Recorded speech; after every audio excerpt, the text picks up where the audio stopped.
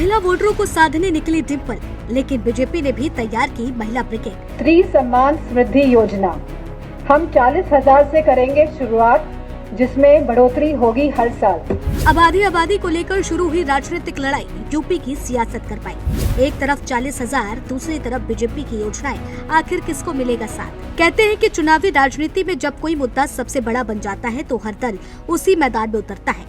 इस समय यूपी की राजनीति में वही मैदान है, महिला वोट बैंक। एक तरफ डिम्पल यादव लगातार महिलाओं के मुद्दे पर सपा की सबसे बड़ी आवाज बनकर उभर रही हैं, तो दूसरी तरफ बीजेपी ने भी महिला मोर्चे पर अपनी पूरी ताकत झोंक दी है।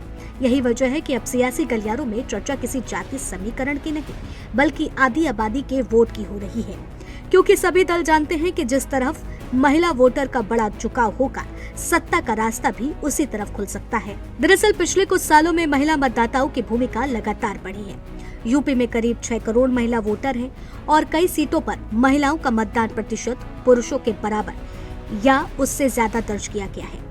राजनीतिक दलों के लिए यह सिर्फ एक वोट बैंक नहीं, बल्कि चुनाव जिताने वाला सबसे बड़ा वर्ग बन चुका है। यही कारण है कि अब हर बड़ी पार्टी महिलाओं के लिए अलग रणनीति तैयार कर रही है।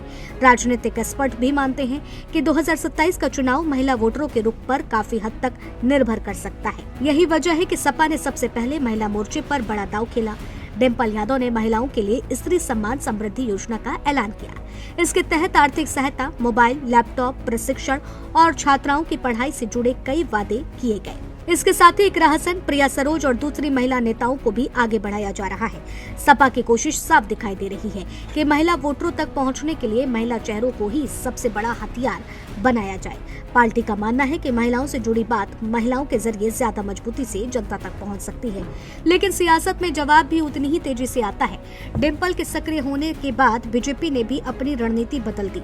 पार्टी ने गुलाब देवी, शालिनी यादव, डॉक्टर ऋचा राजपूत और पूजा पाल जैसे महिला नेताओं को मैदान में उतार दिया है। अब ये नेता लगातार सपा के दावों और पुराने शासनकाल पर सवाल उठा रही हैं। बीजेपी का संदेश साफ है, महिलाओं को सिर्फ वादे की नहीं बल्कि सुरक्षा, सम्मान और स्थिर माहौल भी चाहिए। यही कारण है कि पार्टी ने महिला वोटरों तक पहुंचने के लिए महिला नेतृत्व को आगे कर दिया है। दावा है कि ये सिर्फ बयानबाजी नहीं बल्कि एक बड़ी चुनावी रणनीति है। बीजेपी नहीं चाहती कि महिला वोटरों के बीच सपा का नैरेटिव अकेला चले, इसलिए अब हर मुद्दे पर महिला नेता ही जवाब दे रही है।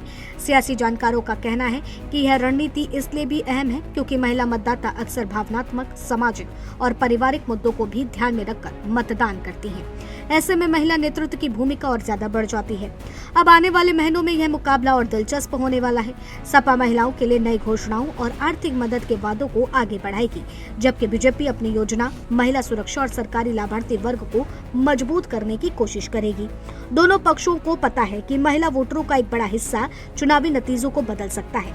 अब आने वाले दिनों में यह लड़ाई और तेज होगी, लेकिन सबसे बड़ा सवाल वही रहेगा कि आखिर आधी आबादी का भरोसा किसे मिलेगा, क्योंकि इस बार सत्ता की चाबी शायद उसी के हाथ में दिखाई दे रही है।